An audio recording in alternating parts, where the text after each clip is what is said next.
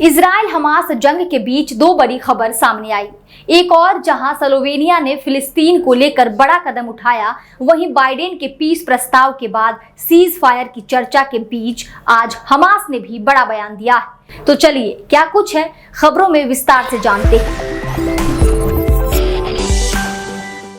नमस्कार, मैं हूं शारदा सिंह और आप देखना शुरू कर चुके हैं दी कंट्राप। वीडियो शुरू करने से पहले आपसे एक रिक्वेस्ट है, काफी मेहनत और रिसर्च करके हम ये वीडियो आपके लिए बनाते हैं। ऐसे में अगर आप इस वीडियो को लाइक करते हैं और चैनल को सब्सक्राइब करते हैं तो ज्यादा से ज्यादा लोगों तक पहुंच पाएगी। इसके अलावा स्क्रीन पर दिख रहे इस UPI नंबर पर जितनी संभव हो उतनी संभव मदद जरूर करें ताकि हम बिना रुके अपनी कवरेज जारी रख सकें। तो चलिए अब रुख करते हैं अपनी खबरों की ओर। खबर के मुताबिक स्लोवेनिया ने फिलिस्तीन को लेकर बड़ा कदम उठाया। उसने फिलिस्तीन को आधिकारिक तौर पर मान्यता दे दी। अपने इस फैसले के बाद स्पेन, आयरलैंड और नॉर्वे के बाद स्लोवेनिया फिलिस्तीन को देश के तौर पर मान्यता देने वाला नया यूरोपीय देश बन गया है। बता दें, अब तक फिलिस्तीन को दुनिया के 140 से अधिक देशों ने मान्यता दे रखी है, लेकिन कई यूरोपीय देशों और अमेरिका ने ऐसा नहीं किया है।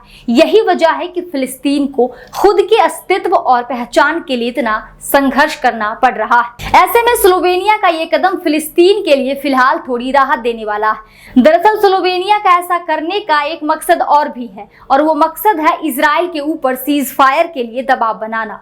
दरअसल पिछले साल 7 अक्टूबर को हमास के गजा में हमला करने के बाद से ही गजा में इजराइल ने तबाही मचा रखी है और पिछले 8 महीने से जारी इस जंग को रोकने के लिए दुनिया के कई देश लगातार पहल भी कर रहे हैं। सीज फायर के प्रस्ताव को कभी हमास ठुकरा देता है तो कभी इजराइल, लेकिन इस बार अमेरिका के पहल पर इजराइल की ओर से दिए गए युद्ध विराम के प्रस्ताव को स्वीकार करने के लिए हमास पर भी लगातार दबाव बनाया जा रहा है। इसे लेकर G7 देशों की प्रतिक्रिया भी सामने आई है। G7 देशों के नेताओं ने हमास से कहा है कि वो बाइडेन के पीस प्रस्ताव को स्वीकार करते हुए तुरंत जंग को रोक दे।